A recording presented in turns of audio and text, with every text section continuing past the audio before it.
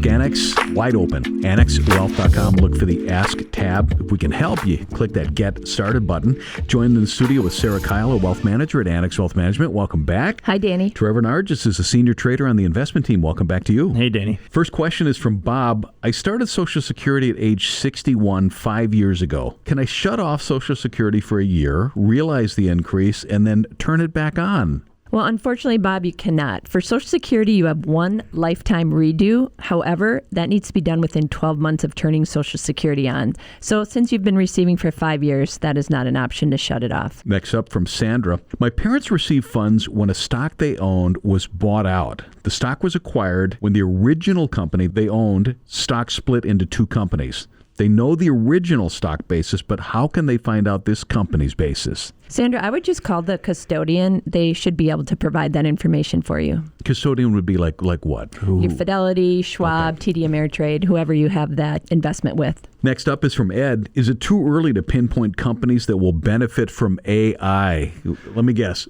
everything. Yeah, right. It's tough because it is so early on, and this whole AI movement is really still in its infancy. There are some generalities. People kind of working out, all right, maybe there's some of this picks and shovels argument with semiconductors or certain software companies that are looking to implement AI. But at the end of the day, it really still has to be hashed out whether or not it's going to help enhance productivity in the workplace. The use cases there still really need to be hashed out. But for the most part, it is a little early. Remember how big everybody was saying 5G was going to be? Yeah. I wonder if this will be the next thing, but I think it will revolutionize. It certainly will. And it also goes back to, you saw something with the internet as well, right? When the internet first came out, people knew that it was going to be very transformative, but there was a lot that had to be figured out. That's why you had something like the dot-com bubble and boom and bust there. So there definitely will be beneficiaries, but we'll have to see what happens. So there's some Wild West factor? There might be. It's Ask Annex. Got a question for us. You head to AnnexWealth.com. Look for the Ask tab. Next one is from Brian. Is currency risk a concern with international investing? And if so, is it the largest threat to investing in foreign markets? So first part of that question, it certainly is a risk when it comes to international investing. Currency risk is also known as exchange rate risk, and that's the potential for an investor to experience losses due to the change in value of currencies. So putting your money overseas, having, for example, if you invested in something that was denominated in euros, you're subject then to euros fluctuating relative to the dollar,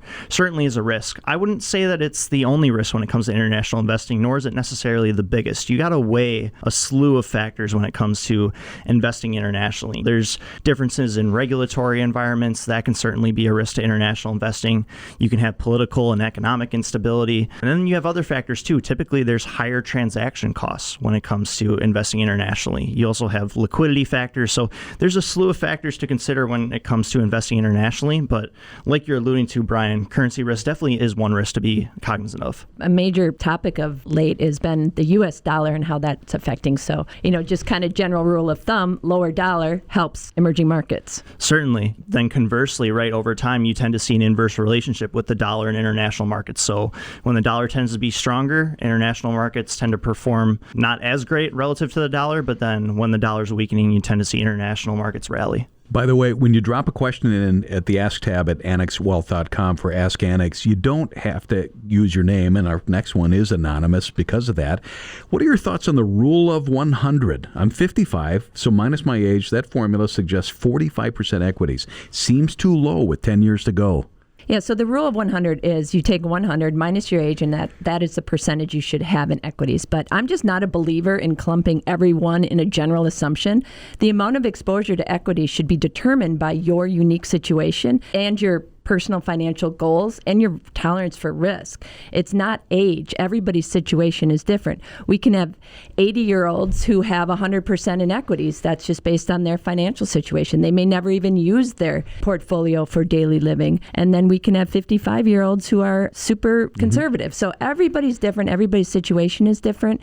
So you just have to have a financial plan done and find out what your goals are, and that should determine it. Final question on Ask Annex comes from James. My wife and I have separate finances. Do we have to open one account or we can keep them separate? What are the benefits, if any, to join them? And I guess they're talking about working with us. Yeah, and you can definitely keep them separate. A lot of times we see couples with different risk tolerances, so keeping them separate allows each individual to invest within their risk tolerance. But the advantage to joining them would be for efficiency, keeping track of one account versus two. You ensure that you aren't overlapping investments, there's less paperwork, and it's really easier to work towards that common goal. And there is actually a study out that says couples who pool their money are happier in their relationships than couples who keep their money separate. Aww. Isn't that cute? Yeah. Sarah Kyle, Wealth Manager at Annex Wealth Management. Thank you. You're welcome, Danny. Trevor Nargis, Senior Trader, part of the investment team. Thank you. Thank you.